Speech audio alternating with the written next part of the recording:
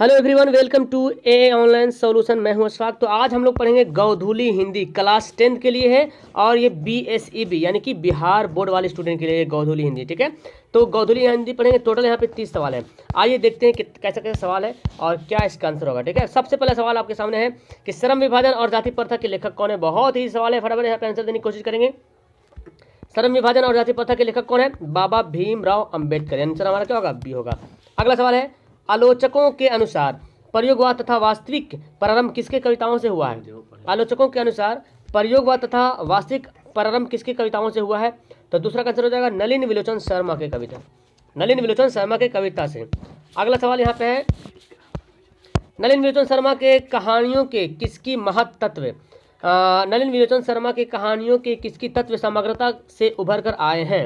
Okay, तो 3 का सवाल क्या होगा आंसर? मनोवैज्ञानिकता का। ठीक है, मनोवैज्ञानिकता का आंसर बी होगा। अगला सवाल देखिए, महारानी विक्टोरिया ने नाइट की उपाधि प्रदान की किसको? नाइट की उपाधि तो आपको पता है, नाइट की उपाधि किसको प्रदान की? मैक्समुलर को, अमरकांत को, बिरजू महाराज को, अशोक वाजपेयी को। तो 4 का आंसर हो जाएगा मैक्समुलर को। और आपको पता है नाइट की उपाधि रविंद्रनाथ टैगोर को भी प्राप्त की गई थी। चलिए अगला सवाल है, नेक्स्ट है, कठ और केन उपनिषद का अनुवाद मैक्समुलर ने किस भाषा में किया था? कठ और केन उपनिषद का अनुवाद मैक्समुलर ने किस भाषा में किया था? Greek, Hindi, German, Latin. तो 5 का आंसर क्या हो जाएगा? जर्मन शब्द में, जर्मन भाषा में। अगला सवाल है, प्राचीन मानव का प्रमुख अस्त्र शस्त्र था। कम समय में ज्यादा सवाल पढ़ेंगे। ठीक है, प्राचीन मानव का प्रमुख अस्त्र शस्त्र क्या था? नाखून ही तो था। पहले जमाने में क्या करता था? नाखून जो है इस्तेमाल करते थे। नाखून क्यों बढ़ते हैं ना, वही लेसन से है। आर्यों के पास था, आर्यों के पास क्या था? लोहे का अस्त्र, घोड़े, मिट्टी का घर। आर्यों के पास क्या था? तो 7 का आंसर हो जाएगा इनमें से कोई नहीं। मतलब लोहे का अस्त्र भी नहीं था, घोड़े भी नहीं था, मिट्टी का घर भी नहीं था। आंसर क्या होगा? इनमें से कोई नहीं। अगला सवाल देखें, टकसाल का संबंध किससे है? सिक्कों से, अभिलेखों से, लिपि से या अनाज के ढेरों से? टकसाल का संबंध किससे है? तो हो जाएगा सिक्कों से। किससे है? सिक्कों से है। जानते हैं टकसाल का संबंध जो है सिक्कों से है। अगला सवाल है, बहादुर शीर्षक कहानी के कहानीकार कौन है? बहादुर शीर्षक पढ़े होंगे आप, लेसन दिया हो किताब में। तो उस लेखक जो शीर्षक है उसके कहानीकार कौन है? अमरकांत या राजेंद्र यादव, कमलेश्वर या ज्ञान रंजन। तो 9 का आंसर क्या हो जाएगा? आंसर हमारा हो जाएगा अमरकांत। बहादुर शीर्षक कहानी के कहानीकार है अमरकांत। अगला सवाल है, जिंदगी और जोंक, जिंदगी और जोंक किसकी कहानी है? प्रेमचंद, सुदर्शन, महीप सिंह, अमरकांत। 10 का आंसर हो जाएगा अमरकांत। जिंदगी और जोंक जो है किसकी कहानी है? अमरकांत की कहानी है। अगला सवाल है, एथेंस किस महादेश में है? एथेंस जो है वो किस महादेश में है? Europe, Asia, America, Australia. 21 का आंसर हो जाएगा यूरोप। एथेंस जो है यूरोप महादेश में है। ठीक है, बायरन, बायरन किस भाषा के कवि है? बायरन किस भाषा के कवि है? तो 12 का आंसर हो जाएगा सी, ये अंग्रेजी भाषा के कवि है।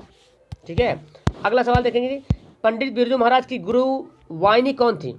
गुरुवाहिनी मतलब समझे, गुरु की बीवी को बोलते गुरुवाहिनी, यानी कि ये है स्त्रीलिंग है। गुरु का स्त्रीलिंग हो तो गुरुवाहिनी। तो 13 का आंसर क्या हो जाएगा? उनकी माही थी, उनकी माही सबसे बड़ी गुरुवाहिनी थी। अगला सवाल है कि जब पंडित बिरजू महाराज को संगीत नाटक अकादमी मिला था, संगीत नाटक अकादमी अवार्ड होता है, तो जब उसको मिला था तो उस टाइम उसकी उम्र कितनी थी? तो 14 का आंसर बोलता 27 वर्ष है ना, 27 वर्ष के थे बिरजू महाराज जब उसको मिला था संगीत नाटक अकादमी अवार्ड मिला था। प्रगतिशील साहित्य का संबंध किससे है? प्रगतिशील साहित्य का संबंध किससे है? बौद्ध दर्शन, वेदांत दर्शन, मार्क्स के विचारों से या इनमें से कोई। तो 15 का आंसर क्या होगा? 15 का आंसर हो जाएगा बी, वेदांत दर्शन से। ठीक है, अगला सवाल है, जारशाही में थी, जारशाही मतलब कहाँ थी? जारशाही कहाँ थी? फ्रांस में, रूस में। तो जानते हैं ये रूस में थी, है ना, सोवियत रूस, सोवियत संघ जिसको बोलते हैं रूस। जारशाही कहाँ थी? रूस में थी। अगला सवाल है, संतु मछली लेकर क्यों भागा था? संतु जो है मछली लेकर क्यों भागा था? बेचने के लिए, खाने के लिए, काटने के लिए, कुएं में डालने के लिए। तो जाहिर सी बात है यहाँ पे कुएं में डालने के लिए ले गया था, है ना, ताकि वो बच जाए। आंसर क्या होगा इसका? डी होगा। अगला सवाल है, पिताजी ने किसको मारा था? पिताजी ने किसको मारा था? दीदी को, माँ को, संतु को, भग्गू को। तो पिताजी ने मारा था दीदी को। अब आपका एक होमवर्क है कि पिताजी ने दीदी को क्यों मारा था? पिताजी ने दीदी को क्यों मारा था, नीचे कमेंट करेंगे। ठीक है, पिताजी ने दीदी को मारा था, क्यों मारा था, ये आपके लिए होमवर्क है, नीचे कमेंट करेंगे। अगला सवाल, भारत सरकार ने बिस्मिल्लाह खां, जिसको बोलते हैं शहनाई बजाने वाला, किस सम्मान से अलंकृत किया? तो हो तो गया, तो यहाँ पे 19 का आंसर क्या हो जाएगा, भारत रत्न। शहनाई शस्त्र नहीं होता है, ठीक है, भारत रत्न से सम्मानित किया गया था बिस्मिल्लाह खां को, क्योंकि बिस्मिल्लाह खां जो है शहनाई बजाने वाले थे, शहनाई वादक बोलते हैं इसको। यतीन्द्र मिश्र ने किस अर्धवार्षिक पत्रिका का संपादन किया था? यतीन्द्र मिश्र ने किस अर्धवार्षिक पत्रिका का संपादन किया था? सत्या, साहित्य, सुकून या सुगंध? 20 का आंसर क्या होगा, साहित्य। यतीन्द्र मिश्र ने किस अर्धवार्षिक पत्रिका का संपादन किया था? साहित्य। अगला सवाल है, महात्मा गांधी का जन्म हुआ था, कहाँ हुआ था? महात्मा गांधी का जन्म कहाँ हुआ था? बिल्कुल इस सवाल गुजरात में, पोरबंदर जगह है, आंसर डी। नेक्स्ट सवाल है, यंग इंडिया के लेखक कौन है? यंग इंडिया के लेखक अच्छा, यंग इंडिया क्या है? लेखक तो खैर आपको पता है कि महात्मा गांधी। यंग इंडिया है क्या? एक पत्रिका है, रिसाला, जिसको मैगजीन बोलते हैं, मैगजीन।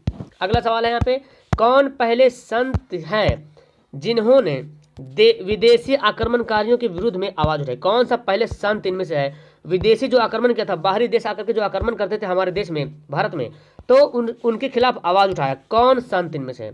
तो 23 का आंसर हो जाएगा गुरु नानक, है ना, गुरुओं का संत, सिखों का गुरु जिसको बोलते हैं, गुरु नानक, ठीक है, ये सब गुरु है।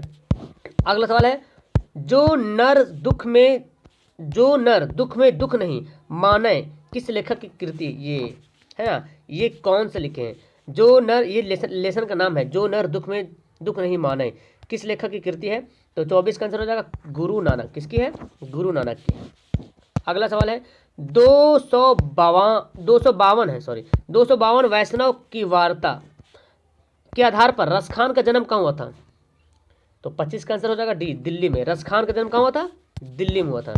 प्रेम आयनी श्री राधिका में कितने दोहे संकलित हैं? प्रेम आयनी श्री राधिका में कितने दोहे संकलित हैं? 2, 3, 4, 5। 26 का आंसर हो जाएगा 4, ठीक है। आपको लग रहा है कि कुछ आंसर मैं गलत बता रहा हूँ तो नीचे कमेंट करेंगे, ठीक है। धनानंद, जो घनानंद बोलते हैं, घनानंद की मृत्यु कब हुई थी? घनानंद की मृत्यु कब हुई थी? 1739 में। 1739 में घनानंद की मृत्यु हुई थी। कवि ने परजन्य किसे कहा? कवि ने परजन्य किसे कहा? कृष्ण, सुजान, बादल, हवा। 28 का आंसर हो जाएगा बादल को। किसको कहा? बादल को कहा। कवि समाज की किस वर्ग की आलोचना करता है? कवि जो है समाज की कौन सी वर्ग की आलोचना करता है? तो यहाँ पे आंसर क्या हो जाएगा? सुविधा भोगी, जो बहुत ज़्यादा सुविधा में रहने के लिए चाहते हैं। आंसर इसका सी होगा। प्रेमधन का जन्म कब हुआ था? प्रेमधन, लास्ट सवाल है ना, और बहुत ही फास्ट हम लोग कर रहे हैं, अभी 10 मिनट हुआ नहीं है, पूरा 30 क्वेश्चन कंप्लीट होने वाला है। प्रेमधन का जन्म कब हुआ था?